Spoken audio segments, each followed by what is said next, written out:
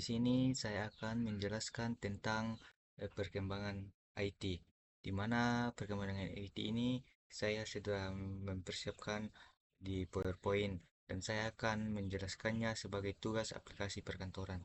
Kita akan membuka tugasnya yaitu ini adalah desain sebuah presentasi menggunakan MS PowerPoint dengan aturan sebagai berikut. Satu, topik tentang perkembangan IT. Dua, jumlah slash minimal 20. Tiga, menggunakan semua jenis layout. Empat, animasi dibuat semenarik mungkin. Dan yang kelima, menggunakan hyperlink dan sound. Enam, semakin banyak fasilitas yang digunakan maka nilainya semakin tinggi. Di sini untuk tanpa berbahasa-basi lagi, kita akan ya, masuk ke PowerPoint-nya. Nah, di sini adalah perkembangan IT. Dan di sini adalah perkenalan, di mana di sini saya sebagai Rizal Dirante Toding dengan NIM 246111053 kelas A3. Poin yang saya akan jelaskan yang pertama adalah pengertian IT, sejarah singkat IT, perkembangan IT era pertama, perkembangan IT era kedua, dan perkembangan IT era ketiga. Nah, di sini penjelasan poin selanjutnya adalah perkembangan IT era modern, perkembangan IT terkini, dampak positif IT, dampak negatif IT, dan teknologi masa kini. Dan yang penjelasan poin terakhir adalah kesimpulan. Nah, di sini adalah pengertian IT, di mana IT adalah teknologi informasi yang di bidangnya mempelajari, menggunakan dan mengelola teknologi seperti komputer, jaringan, internet, software, dan perangkat elektronik untuk mengelola, menyimpan, mengirim, dan mengambil informasi. Untuk sejarah singkat IT adalah dimulai dari penemuan mesin hitung mekanik oleh Charles Babbage pada era 1800-an.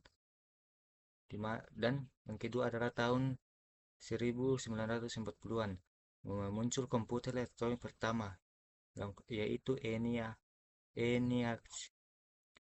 Dan yang ketiga berkembangnya menjadi komputer generasi kedua, ketiga, keempat hingga era internet. Dan yang keempat sekarang masuk era mobile, cloud, HAL, big data, dan IoT. Untuk perkembangan IT era pertama dalam tahun 1940 sampai 1950-an menggunakan tabung vakum. Ukurannya besar dan memakai daya listrik banyak. Komputer hanya bisa melakukan perhitungan sederhana dan hanya digunakan oleh militer atau riset. Paling terkenal ini yang beratnya puluhan ton dan tidak ada monitor, mouse atau keyboard seperti sekarang. Input masih berupa kartu baru berlubang atau pushcard. Dan selanjutnya perkembangan IT era kedua di dalam di tahun 1950 sampai 1960-an, di mana ditemukan transistor mengganti tabung vakum. Komputer menjadi lebih kecil, lebih cepat, lebih hemat daya, dan lebih stabil. Pengembangan bahasa pemrograman tingkat tinggi memungkinkan manusia menulis program lebih mudah, dan komputer mulai digunakan oleh perusahaan dan lembaga pendidikan eh, bukan hanya digunakan oleh militer saja. Perkembangan IT era ketiga tahun 1960-an sampai 1970-an, di mana penggunaan integrasi sirkuit atau IC mempercepat performa komputer. Komputer menjadi lebih murah sehingga mulai digunakan lebih luas lagi. Lahirnya sistem operasi atau OS seperti Unix yang menjadi dasar dasar banyak OS modern. Mulai muncul jaringan komputer sederhana yang menjadi cikal bakal internet. Komputer sudah bisa digunakan untuk lebih banyak pekerjaan. perbankan, bisnis, dan pemerintahan. Di era perkembangan IT era modern, di mana dimulai sejak muncul komputer elektronik generasi pertama. Internet mulai digunakan secara luas pada tahun 1990-an dan munculnya perangkat mobile atau perangkat mobile, contohnya HP, laptop atau tablet, membuat akses informasi semakin mudah. Software dan aplikasi semakin canggih mendukung komunikasi bisnis, pendidikan, hingga hiburan.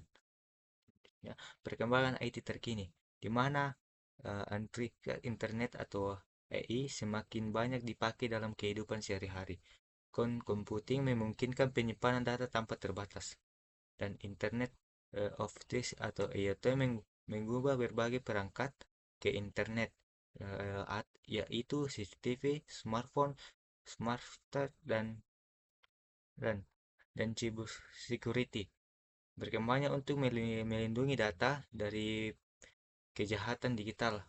Big data digunakan untuk menganalisis informasi dalam jumlah besar. Berikut adalah fungsi IT, di mana IT dapat mempermudah komunikasi jarak jauh atau video, pekerjaan, call, chat, eh, pekerjaannya jadi lebih cepat dan efisien, otomatis lah, memudahkan belajar dan mencari informasi kapanpun. Misalnya kita akan melihat situasi di contohnya banjir lah di luar pulau. Bisa langsung kita lihat di HP atau di komputer kita lah.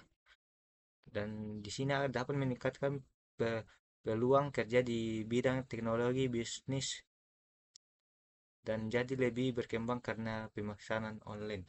Misalnya kita akan memisahkan sebuah eh, part-part motor lah. Nah, di Toraja ini tidak ada, masih jarang lah penjualan part-part motor seperti variasi lampu bilet atau apa. Kan kita bisa memesannya di Shopee atau TikTok Shop. Dan di situ adalah dampak positif dari IT ini. Lanjut ke dampak negatif IT. Di mana menurut saya sih dampak negatifnya itu sangat banyak. Yang pertama itu dapat menurunkan interaksi sosial langsung. Contohnya, kita sudah jarang ketemu lah. Kita mengandalkan HP saja. Yang kedua, terjadi penyebaran informasi seperti hoax-hoax atau apa, di mana dapat eh, merajalela di sebuah sosial media. Dan risiko keamanan data karena hacker, biasa data-data kita itu atau misalnya akun game kita dihack oleh seseorang. Di mana keempat itu tergantung berlebihan pada gadget atau pelecehan di media sosial, di mana kita terlalu berfokus ke gadget sambil kita lupa eh, mengingat tujuan pekerjaan kita. Begitu saja untuk dampak negatif. Kemudian kita lanjut. Nah, di mana di poin teknologi masa kini. Di mana teknologi masa kini adalah berbagai inovasi, alat sistem, dan aplikasi modern yang dibuat untuk mempermudah pekerjaan manusia, mempercepat proses, serta meningkatkan kualitas hidup. Teknologi ini biasanya berbasis digital, terhubung ke internet, dan mampu bekerja secara otomatis atau cerdas sehingga lebih efisien dibandingkan teknologi sebelumnya. Contoh-contoh teknologi masa kini, yang pertama artificial intelligence atau AI, yang kedua smartphone, yang ketiga computing, yang keempat Internet of Things atau IoT. Kita akan lanjut ke pembahasan contoh-contoh teknologi masa kini. Yang pertama, artificial intelligence adalah teknologi yang membuat komputer bisa berpikir seperti manusia, memanfaatkan mempercepat pekerjaan, membantu analisis data, membuat keputusan otomatis. Contohnya fitur rekomendasi YouTube atau TikTok, ChatGPT, mobil self driving atau face connection.